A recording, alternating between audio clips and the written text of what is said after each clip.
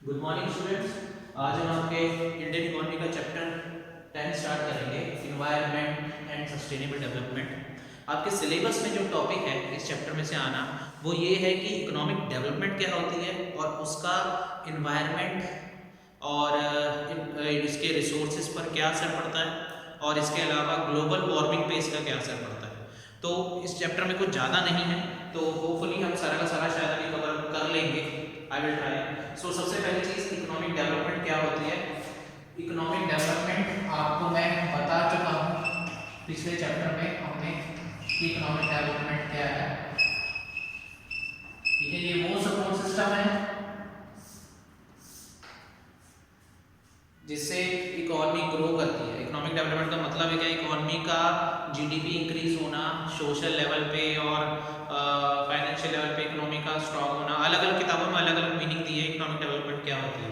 बात यह है कि इकोनॉमी डेवलप करती जा रही है पर इसके साथ साथ इसका एनवायरनमेंट पे क्या असर होता जा रहा है। तो सबसे पहले ये चीज़ इस चैप्टर से जो आएगी वो इस चैप्टर में वो यही है कि इसका एनवायरनमेंट के ऊपर क्या असर पड़ेगा।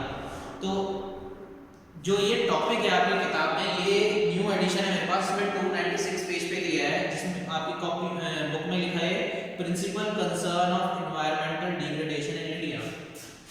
प्रिंसिपल कंसर्न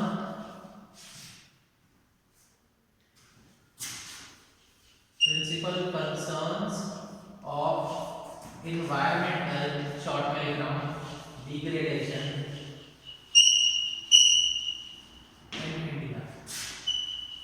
वैसे तो देखा जाए ये बेसिक सी बातें हैं जो आपको कॉमन सेंस वाली बातें जो आपको आनी चाहिए।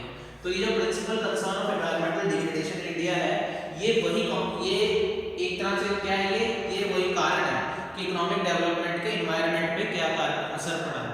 सबसे पहला असर क्या पड़ा है, degradation of land. Degradation of land मतलब कि उपजाऊ जमीन जो है वो कम होती जा रही है। इसमें कुछ रिलेटेड थोड़ा बहुत डाटा आपकी किताब में जो दिया है उसमें से आप लिख लीजिएगा कि पहले जो पहले खेती लायक जमीन ज्यादा थी जो धीरे धीरे करके कम होती जा रही है। इसमें इन्होंने क्या बताया, we can identify the following factor as the principal reasons. अब जो डिग्रेडेशन हो रहा है लैंड वो क्यों हो रहा है। पहला, excessive grazing leading to loss of vegetation. Grazing बहुत ज़्यादा हो रही है, जानवर बहुत ज़्यादा है चरने के लिए ज़मीनों को, जिस वजह से वेजिटेशन खराब होती जा रही है। क्योंकि उन जहाँ पर जानवर चरते हैं, कई जगह ऐसी जहाँ जानवर चर रहे हैं पर नहीं जो है उनके लिए उपज नहीं हो रही, घास दोबारा नहीं हो रही है। उस वजह से क्या होता है, सॉइल इरोजन की प्रॉब्लम आने लग जाती है, क्योंकि प्लांट्स और ये सब चीज़ें मिट्टी को पकड़ के रखती है। बारिश में सॉइल इरोजन नहीं होता। Erosion of soil caused by tree felling. इसके अलावा और क्या कारण है सॉइल इरोजन का, कि पेड़ों को काटा जा रहा है, पेड़ों को कटने की वजह से भी सॉइल इरोजन हो रहा है। Shifting cultivation leading to deforestation. It is लिखा है when a plot of land loss its fertility it is abandoned the cultivation is shifted to other plot of land. अब इससे क्या हो रहा है, जमीन का नुकसान और क्या हो रहा है कि अगर कोई खेती लायक नहीं बच रही कोई जमीन, तो क्या किया जा रहा है, जंगलों को काटा जा रहा है, दोबारा जंगलों को काट के वहां पे खेती लायक जमीन बनाई जा रही है। तो देखा जाए तो जमीन धीरे धीरे करके खराब की जा रही, खराब होती जा रही है। Encouragement to forest landing of deforestation हो रहा है, जंगल कटते जा रहे हैं, उस पर कोई रोकथाम नहीं है। Forest fire leading to loss of vegetable. जंगलों में आग लगती है जिस वजह से भी जो वेजिटेशन है, जो प्राकृतिक तौर पे जो उगते हैं चीज़ें, उन सब का नुकसान हो रहा है। Inadequate soil conservation measure leading to loss of soil fertility. Obvious है सॉइल फर्टिलिटी कम होती जा रही है। इम्प्रॉपर क्रॉप रोटेशन प्रॉपर नहीं है हमारी कंट्री में। अभी कई मैं बता चुका ऐसे स्टेट है जहाँ पे मॉडर्न तरीके से खेती नहीं हो पाती। फिर indiscriminate use of agrochemicals. Chemical fertilisers का बहुत ज़्यादा यूज हो रहा है जिस वजह से हेल्थ इश्यूज खड़े हो रहे हैं। Improper planning and management of irrigation system. वही बात दोबारा आ गई कि इरिगेशन सिस्टम हमारे देश में प्रॉपर नहीं है हर जगह पे। Excessive extension of ground water. जमीन का पानी धीरे धीरे करके कम होता जा रहा है, क्योंकि पानी जमीन में से निकाला जा रहा है, जैसे पंजाब में निकाल रहे हैं, कई स्टेट्स में निकाल रहे हैं, तो धीरे धीरे करके वाटर लेवल जो है लो होता जा रहा है। ये भी बहुत बड़ी प्रॉब्लम है लैंड डिग्रेडेशन में। तो नेक्स्ट जो कारण आ रहा है इकोनॉमिक डेवलपमेंट की वजह से वो आ रहा है एयर पॉल्यूशन।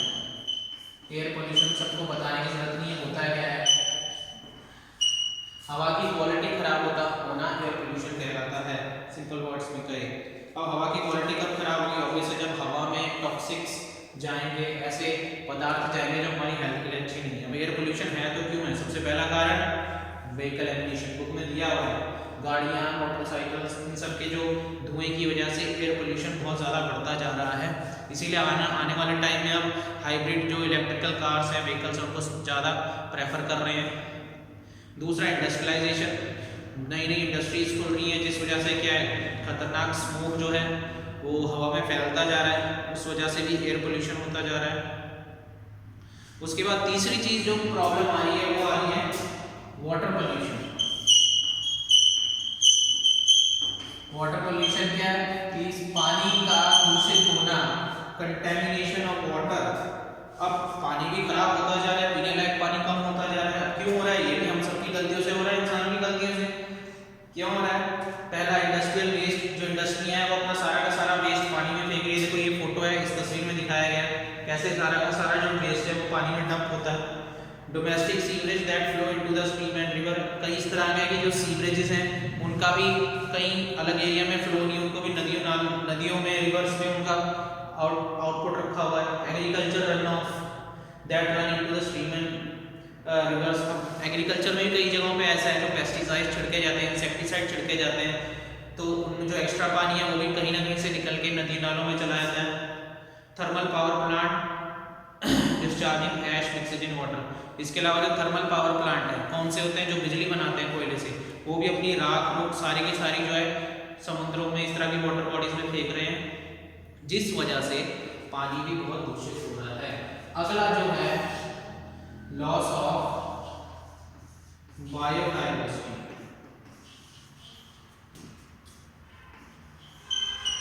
बायोडाइवर्सिटी का भी नुकसान होता जा रहा है। अब देखो इसमें क्या लिखा है? लिखा है the every increasing pressure of population changing the land use pattern, degradation of land and deforestation are the major factor of threatening biodiversity in India. Biodiversity मतलब हम कहते हैं अलग अलग तरह के जानवर, अलग अलग तरह के पौधे जो हमारे एनवायरनमेंट में पाए जाते हैं, उन सबका भी हमें नुकसान हो रहा है। देखो लिखा है it is estimated that India is a home of 18% of the world population and 8% of the flora and fauna biodiversity with 45,500 recorded species of plant and 91,000 recorded species of animal। ठीक है, तो फ्लोरा होता है plants को कहा जाता है, fauna कहा जाता है जानवरों को। द लिविंग प्लांट रिकॉर्डेड 2020 में एक रिपोर्ट आई थी, लिविंग प्लैनेट रिपोर्ट, जिसमें बताया था कि World Wide Fund of Nature यानी WWF शॉर्ट फॉर्म है इसका, observe that over 12% of the wild mammal species, 3% of the bird species and 19% of the amphibians are threatened और क्रिटिकली एंडेंजरस इन इंडिया। तो ये रिपोर्ट जरूर इसके explanation में लिखना कि 2021 में एक रिपोर्ट आई है world wild fund of nature की कि भारत में 12% जो है वो जानवर जो हो गए, ठीक है, 3% चिड़िया हो गई और 19% एम्फीबियंस मतलब जो जमीन और पानी दोनों पे रह लेते हैं, उनको खतरा है। ठीक है, इसके बाद अगला जो प्रॉब्लम आ रहा है हमारे आगे वो आ रहा है सॉइल वेस्ट मैनेजमेंट। डेवलपमेंट के साथ ये बहुत बड़ा आज के टाइम में प्रॉब्लम है, soil waste management, solid waste management. अब सॉलिड वेस्ट मैनेजमेंट क्या हमें पता है।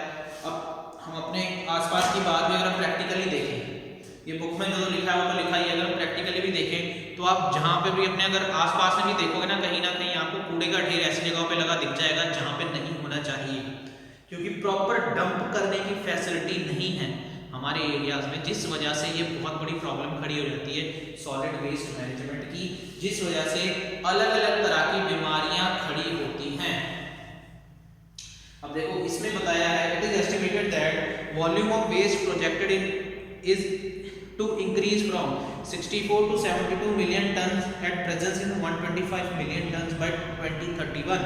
कह रहे 2031 तक हमारे देश में 125 मिलियन टन तक का वेस्ट होने लगेगा। Out of total waste generated 43 million tonne is collected, 11.9 million tonne is threatened and treated and 31 million ton is dumped in landfill sites। तो देखो इतना सारा कचरा है जो आसपास हमारे फैला रहता है, इसीलिए कहते हैं कि आज के टाइम में सॉलिड वेस्ट मैनेजमेंट बहुत ज़्यादा ज़रूरी है।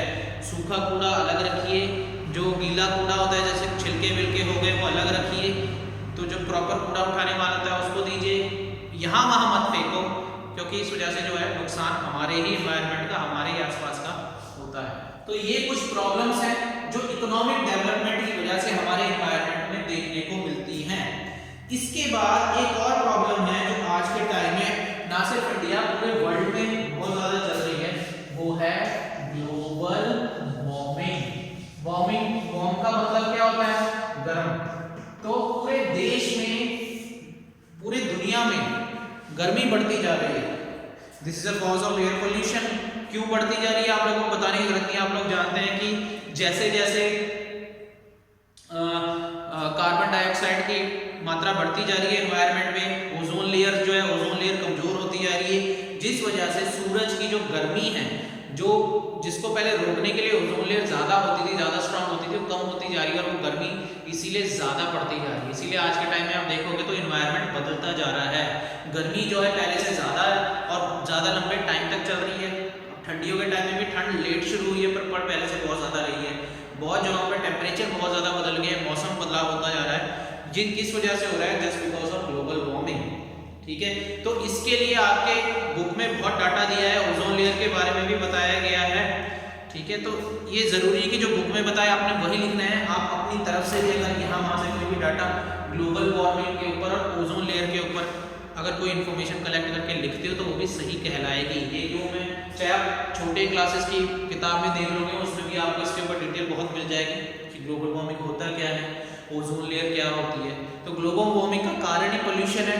पोल्यूशन से क्यों हो रहा है? क्योंकि ओजोन लेयर हमारी कमजोर होती जा रही है, जो हमें हार्मफुल रेडिएशन से बचाती है, सूरज की जो हार्मफुल किरणें उनसे बचाती है, जिस वजह से टेम्परेचर जो है पूरे वर्ल्ड में बढ़ता जा रहा है। So that was all in this chapter. Yes, this is a very small concept. पूरे चैप्टर में सिर्फ इतना ही कॉन्सेप्ट है जो आपका आएगा कि इकोनॉमिक डेवलपमेंट क्या है, उसके एनवायरनमेंट पे क्या असर पड़ रहे हैं, ग्लोबल वार्मिंग पे क्या असर पड़ रहे हैं। इसके अलावा इसमें सिलेबस में आपको कुछ नहीं दिया कि इसको सही करने के लिए क्या पॉलिसी अपनानी चाहिए। ऑब्वियस है, ये जो प्रॉब्लम्स खड़ी हो रही है इनको सही कर दो, एयर पोल्यूशन खत्म हो जाएगा, वॉइस वाटर पोल्यूशन खत्म हो जाएगा।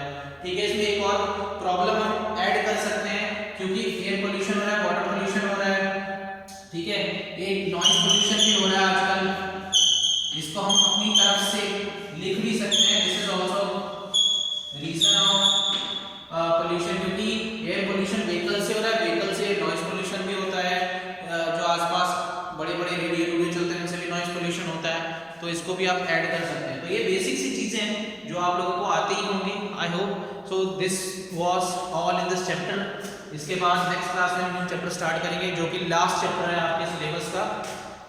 तो इसको अच्छी तरीके से पढ़िएगा। अगर कोई डाउट हो किसी कॉन्सेप्ट में then you can ask me.